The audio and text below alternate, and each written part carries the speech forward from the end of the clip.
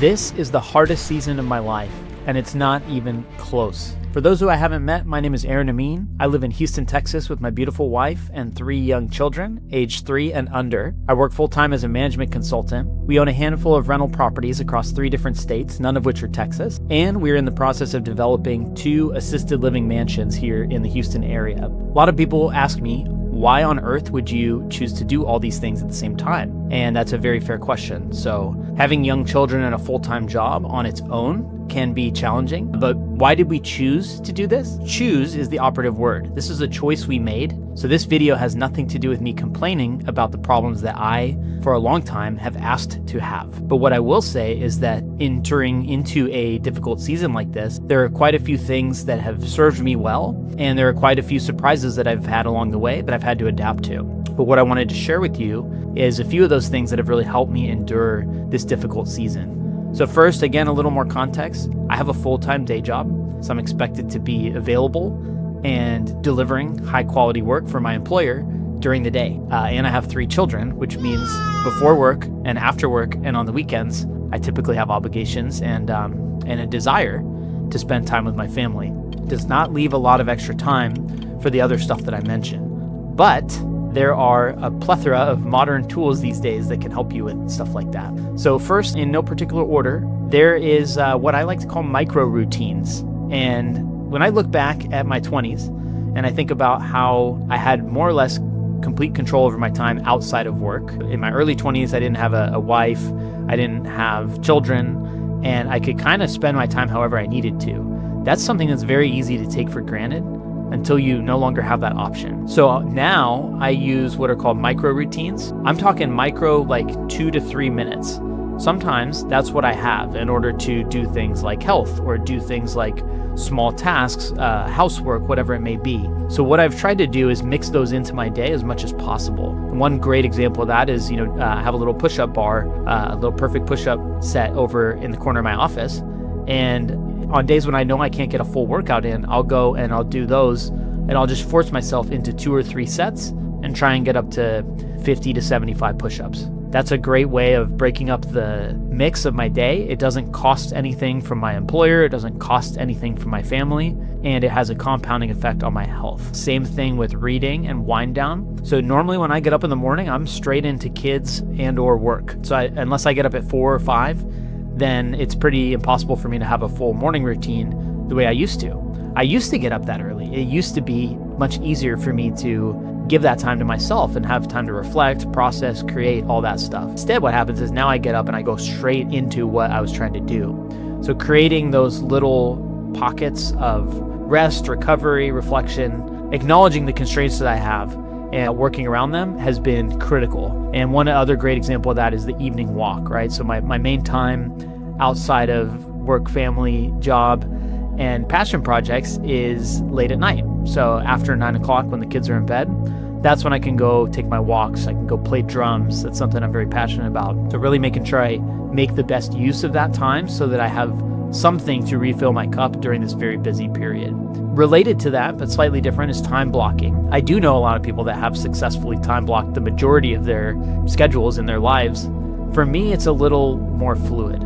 I have a few time blocks that I use as kind of reminders more than anything. So I'm in a bunch of different communities. I actually coach other investors. And in order to make sure that I'm checking in and giving feedback at the right intervals, I have a few accountability blocks for myself. I'm the only one invited to them. I have links to the things that I need to do in the calendar invite. When it pops up on my phone or my email, I can just click those links and go through and respond or comment or do whatever it is that I need to do. So I have a few time blocks like that that are really important to me. I use that in my work calendar and in my personal calendar. So that helps me professionally, but it also, my wife and I have a pretty good system of scheduling babysitters, family activities, things like that. And it just really helps us keep some of the mental clutter in our mind cleared. As you can imagine, with a household of 5 and all these different things going on, if you left everything to memory, it would be a very difficult path. Not only would you probably miss things, but you would feel like you're in a constant state of chaos without having some way to organize that. The next category would be leverage and delegation. So this is something that I feel very strong about, especially now that I'm on this side of the fence, because before November 2022, I did pretty much everything myself. all the admin work, all the basic stuff around my real estate business, content creators, so the podcast, the writing, all that stuff, anything that I did myself. And I learned quickly that that's obviously not scalable, especially as you want to continue to grow. You can only add so many activities before you have to either take something away or delegate it. And thankfully, we live in an age of AI, virtual assistants, and other systems and automations that can help take repeatable work off of your plate. So I came up with a rule that has served me very well. If something is repeated more than twice and it does not require decision making, then that is a candidate for me to delegate and or automate it away. Now, I know that sounds like a crazy rule, but at the same time, if something's going to happen over and over again and it can be trained, I use a VA service that I'm very happy with. They have a fractional model where you only pay for the time that you use down to the minute. So if there's a single task that takes 7 minutes and I can train them how to do it and give them some instructions, then they can take that task and do that 7 minutes in perpetuity ongoing. And I know 7 minutes doesn't sound like a lot, but remember what I said before, micro routines. If I can get that 7 minutes back and I can use that to go for a walk or close my eyes for a minute, take some deep breaths, or God forbid, just do nothing. That time is precious. And when you can start buying it back a few minutes at a time, it really adds up in the big picture of your life. When you have all this stuff going on, it's really hard to be present in general. It's something I struggle with all the time, but I know that I'm making efforts to ensure that the stuff that I spend time on truly is the highest and best value of that time. So virtual assistants, thankfully, it could be a win-win relationship. The company I work with is called Excelstone. The founder and I are good friends. They're based out of the Philippines, but they also have VAs in different countries. But the founder, MJ, and I are good friends, and he provides great opportunities. He pays a little bit higher to the VAs that he employs. They're not in some factory working in these crazy conditions. So we're actually providing an opportunity for these people who are wonderful people. I've had a few different VAs throughout the last few years, and they're helping us out too. So it really is a win-win and something that I highly encourage especially busy people to check out. Fitness and health. So this is something I've really struggled with during this chapter. Last year, before we took on this big development project, and in prior years, I was able to get a workout routine even with the kids. But recently, I've just been buried in additional work, paperwork, investor calls, talking to banks, all sorts of stuff that didn't exist before. And all that time's gone. So that's where those micro routines really come back. I also have a coach. I have a coach that helps me with fitness, and his job is not to get me to go bench press 500 pounds. His job is to keep me showing up every day. We have accountability check-ins, and showing up means something different in different seasons of life, right? For me, getting in some steps, eating a little better, making sure I don't go completely off the deep end and turn to bad habits or unhealthy habits, and just knowing that there's somebody in my corner. That's a big deal. So again, I'll talk about that again in a second. Community and accountability. So I am part of several different communities. Most of them are real estate adjacent. A couple of them are around content creation, and then a couple of them are now around assisted living. Those communities have served a critical role for me. I am a coach in some of them, so I actually help other people in those communities. And believe it or not, for me, giving things back is actually what helps me grow as an investor too. So once again, that's a win-win. But also, these communities provide accountability. They provide a safe space to commiserate when things go wrong. You get to learn from other people's mistakes. You get to learn from other people's wins, and ultimately lift each other up. And the accountability that exists within those communities is crucial.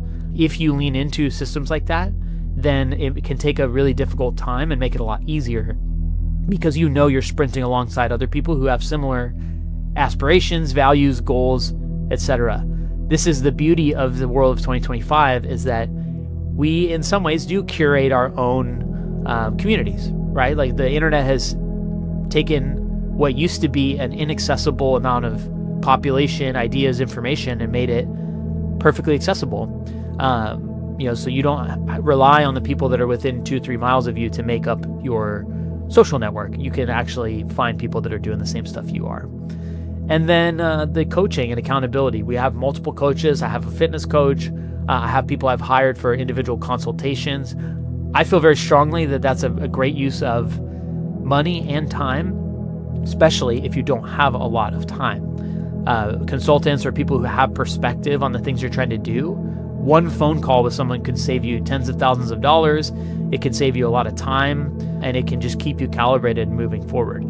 You have to be careful how many people you let into your circle as a mentor, because sometimes people don't feel the same way about things, or maybe they found their success in different ways. But I have always been someone who has valued mentorship and coaching for myself. I'm not talking about even me coaching others, but it's something that's always held a big place in my heart. And I believe wholeheartedly that has made me stronger and has saved me a lot of time and money over the years. And then the last thing, I just want to double back to something I said at the beginning, which is I asked for these problems. This isn't something that I really have the right to complain about, because most of what I'm doing that's keeping me busy are things that I chose to do. And that's okay, right? It's a difficult season. It's been very difficult emotionally. It's put strain on different parts of my relationships, my marriage, my kids. However, in the end, there's a very strong reason for why we're doing what we're doing. I do still protect the time with my family and my kids very sacredly. We make sure to have good outings together and create good memories together along the way, even though both myself and my wife are really stretched thin with how much energy we have. But we never compromise on the things that matter the most to us. And that is what allows us to continue to move forward.